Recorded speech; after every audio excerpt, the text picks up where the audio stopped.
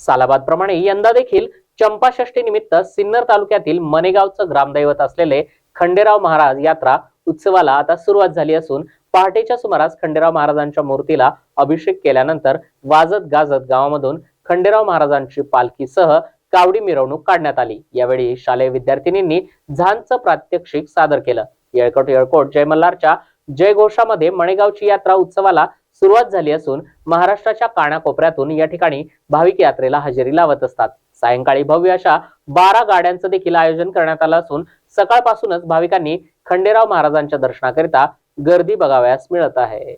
आज 7 डिसेंबर 2024 रोजी आमच्या मनेगाव दोंडीर नगरची यात्रा मोठ्या उत्साहात या ठिकाणी पार पडत आहे। या ठिकाणी गंगेचं पाणी आणून कावडी मिरवणूक याचा कार्यक्रम या ठिकाणी चालू झालेला आहे। सवाद्य अशी मिरवणूक गावातून निघालेली आहे आणि ते पाणी नंतर खंडेराव महाराजांना टाकण्यात येणार आहे।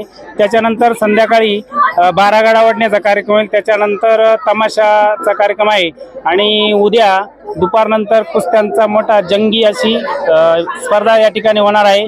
त्याच्यासाठी सिने अभिनेता अजय पुरकर या ठिकाणी उपस्थित राहणार आहे। अशा प्रमाणे आमच्या गावची यात्रेचं या ठिकाणी सुरुवात झालेली आहे। आज 7 डिसेंबर 2024 सालाबाद प्रमाणे चंपाषष्ठी निमित्त मनेगाव येथे आमच्या मनेगाव दोंडीनगर संयुक्त यात्रा 12 गाड्या खंडेराव महाराजांची यात्रा भरलेली आहे।